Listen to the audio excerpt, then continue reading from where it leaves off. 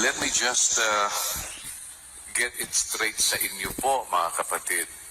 And don't get me wrong, ako po ay una sa lahat nagpapasalamat sa Diyos dahil salamat sa Diyos at mayroon akong mga kapatid sa pananampalataya na kagaya ninyo.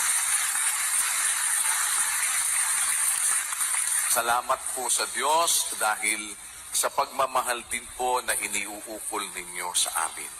Sa mga pagdaing ninyo para sa amin, sa inyo pong mga pag-aalala sa amin, sa inyo pong pagmamahal sa amin. Subalit, magiging hindi naman po ako patas sa inyo kung hindi ko naman po sasabihin yung dapat kong sabihin. Una sa lahat, kagaya ng sinasabi ko, salamat po sa Diyos dahil nararamdaman namin mula sa mga mananampalataya ang kanilang pagmamahal, ang kanilang pag-ibig. Lamang ay ibig ko na una po, every time may nadidinig kami na para bang pumapabor sa amin. Alam nyo, it really humbles me, mga kapatid. Especially po yung halimbawa ay pinapatungkol ninyo sa akin. Kaya po, let me just give you an instruction batay sa mga dapat po na siguro didiretsahin ko sa inyo, dahil tayo po ay mayroong mga iba't ibang compositions ng awit, It doesn't mean na dahil po naman halimbawa ay ako ang nag-compose, kahit saan gagamitin na natin. Dahil may mga kaukulan po ang awit. Halimbawa, nang haharana tayo ng kapatid, pwede nating awitin, kapatid puso mo'y lakasan, sa ating gawang kabanalan, manalangin sa gabi't araw, sa Diyos na amang lubhang banal. Yan. Kaya ko sinasabi po, ay meron kong minsan, maging sa paggamit ng salita, ang tawag nila doon ay malapropo. Ibig sabihin, inappropriate na gamit ng salita.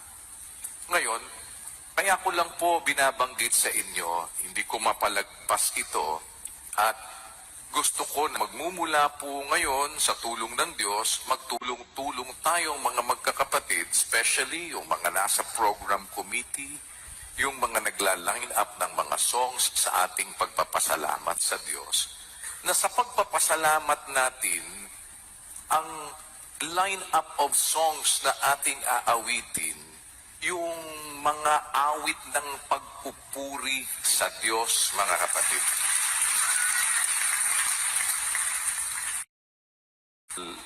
Ito po ay nadinig ko kanina, para sa akin, sa mahal na kuya. I don't find it appropriate, mga kapatid, sa pagkakataong ganito. Siguro pag ako po'y medyo naghihingalo o kaya ay nasa banig ng karamdaman, tapos pupuntahan po ninyo ako doon sa aking, kung halimbawa ako'y nakakonfine sa ospital and meron kayong gustong iparating sa akin, ay okay lang, Pero ang mas bigyan natin, tandaan ninyo, yun ang mulat-mula ay tinuturo naman sa atin, ang pinakamataas na pagpupuri ay sa Diyos, ang lahat ng karangalan ay sa Diyos. Kasi hindi ko alam kung sino ang nag-line up nung awit kanina, na line up sa song list yung awit para sa mahal na kuya. Sabi ko nga po sa inyo, mga kapatid, don't get me wrong, hindi ko minamasama po at akin pong hindi ko naman ibig na para bang wala akong utang na loob na pagmamahal ninyo, ini-express ninyo, para bang hindi ko na-appreciate. Hindi lamang po sa ganitong pagkakataon ng ating mga pag-aalay na ang dapat bigyan natin ng pagpupuri ang Diyos, pagpasalamatan higit sa lahat. Kaya huwag nyo nang uulitin, mga kapatid, na magla-line up kayo ng song. Mas mabuti pa nga, kahit hindi na po kayo, alam ko na po yun. Alam nyo bakit ganon, ano? Sa bawat pagkakataon po na nakikita ko kayo na umiibig sa kapatid, umiibig sa kapwa, nararamdaman ko na ang pagmamahal ninyo. Sapat po yun sa akin, mga kapatid. Sapat yun sa akin. It is one way na maipadama din po ninyo sa akin na mahal din ninyo kami. Kasi hindi po rin kami maniniwala na manamahal nyo kami kung hindi nyo mamahalin ang mga kapatid, hindi nyo mamahalin ang kapatiran. I-extend po natin ito sa ating mga kapatid, sa ating mga kapwa-tao. Higit sa lahat, huwag nating kalilimutan ang buong puso na pag-ibig, pagmamahal, iukol natin sa Diyos na makapangyarihan sa lahat.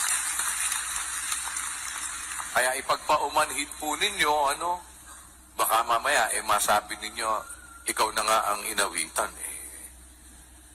Ay, pagpatawad po ninyo, mga kapatid, mas mabuti na po sa akin yung nasa isang sulok lang, kahit ako po ang pinakawalang kwentang tao para sa lahat ng mga tao na sa buong mundo.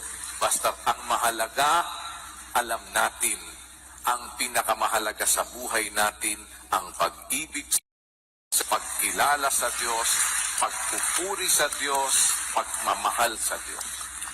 Kaya tayo nagmamahal sa kapwa, kaya tayo nagmamahal sa kapatid, kaya tayo nagmamahal sa kahit sa mga kaaway. Kasi yun ang gusto ng Diyos, yun ang utos ng Diyos. Walang pikon. Get it straight with Daniel Razon. Sabi ni Lola Pet, Adel, ilang taon ka naanib sa kulto? Agree with your relationship breaks sa kulto. Ako na sa kulto sa mga 23 years siguro, mga ganyan. 22, 23 years na sa kulto. Tagal-tagal din. Kaya marami akong time na Christmas na walang ako sa bahay, pati New Year. Kasi noon, madalas pag December 25, di ba noon, madalas tinatapat yan sa gawain. Pasalamat. Diba? Pasalamat, may mga ini-schedule na pasalamat, may ini-schedule na activity. Considering na ako yung nagmamanggagawa, hindi ko pwedeng, diba? Priority yung family ko dahil may gawain. Destino ka na December 25, 24. So, unahin? Kuya Adel, ako nga Di ba sa Pilipinas, 25 karamihan yung reunion? Alam mo ba wala akong picture sa reunion namin? Kasi hindi ako kilala ng mga kamag-anak ko. Ikaw pala yung panganay na anak. Wala nakakilala sa akin. Di ba? Yun nga Kahit ako rin wala akong family pictures namin for the last 2001 up to 2015. Medyo ulit kung mga lately, medyo nakakapag-engage na ako sa kanila dahil nahinto ako sa tungkulin sa pagmamagagawa. Kaya medyo, nakakasama na ako sa mga activity nila lately. Pero hindi pa rin totally ganun, Hindi pa rin bukos, hindi pa rin buo yung loob ko. No. Hindi pa rin siya ganun ka-priority. So, unlike ngayon, nakalabas na ako. Of course, priority ko na. Ganun ng Kaso nga lang, namatay na rin naman yung nanay-tatay ko. Wala rin. Diba? So, yun, maraming mga regrets na nagkaroon ng, alam mo, advantage lang naman din ng MCGI na sasabihin nilang solid yung family pagka, once na siguro kaanib lahat yung family mo, yun medyo hindi masyadong mahirap na makisama. Yun yung medyo advantage. For example, mga KNP, lahat ng pamilya nila, KDR. So, walang masyadong bother na kailangan mo pakisamahan yung kamag-anak ko dahil Katoliko. December 25, pressured ka na umattend, Makakaaway mo yung kamag-anak mo kung hindi ka a-attend. So, walang masyadong pressure sa kanila. Pero, kung ikaw na naanib sa MCGI at ang pamilya mo lahat ay Katoliko, nagse-celebrate ng Christmas, New Year, etc. Ang hirap mag-adjust, no? Lalo na kung halimbawa, anak ka o nanay tatay mo, every Christmas magkakasama kayo, tapos ikaw ang natanim sa doktrina, unahin mo gawain, unahin mo tungkulin.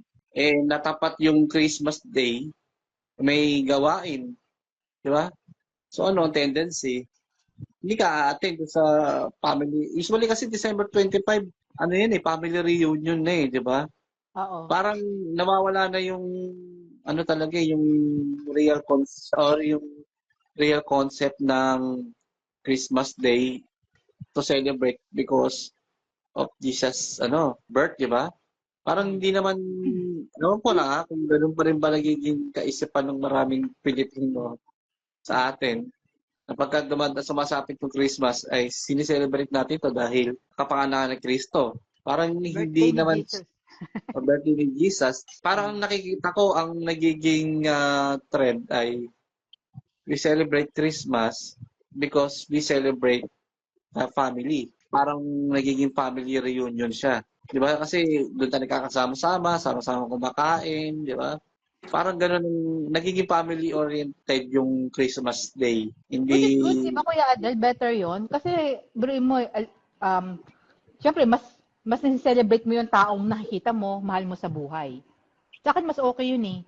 Ewan ko sa iba, no? Siguro pagka, ka talaga, religious ka, dapat isipin mo si Kristo, birthday ni Kristo. Pero sa akin, mas importante yung family. I don't know, kanya-kanya tayong opinion. kasi kahit naman, diba, Christmas Day, andun ka sa Pasko, andun ka sa family mo, nag-celebrate kayo, parang never naman yata pinag-uusapan na, baka panganakan ni Jesus ngayon, ha? Okay, let's pray and let's sing a song to our Lord Jesus Christ. Parang hindi nga no? Unless do sa mga medyo fanatic talaga, mga solid na mga Catholics, may mga ganun pa siguro, awit na panalangin. Pero most of the family yata na nagsa-celebrate ng Christmas, hindi naman na masyadong inaalam pa kung yan ay sa panganakan ni Jesus, di ba? Kundi dahil doon sa family. Kakaroon tayo ng reunion, sama-sama, kailangan mo umuwi, kailangan mo pumunta dito, kailangan nandito ka, di ba? So, yun ang naging conflict sa MCGI dahil sa MCGI kasi, madalas tinatapat nila sa gawain yan noon, yung December 25. Kaya, from that, nagkakaroon talaga ng conflict within the family, lalo na kung ikaw lang ang naanay tapos yung family mo hindi. Ngayon, pagka inuna mo yung pamilya over sa gawain, andyan na, nagkakaroon na ngayon ng guilt tripping, di ba? Sa either ma-discriminate ka o matag ka as mahina pananampalataya mo, di ba? Andyan na. Diyan nalalabas yung mga kung discriminate sa mga miyembro na mas inuuna yung pamilya o trabaho kaysa sa gawain.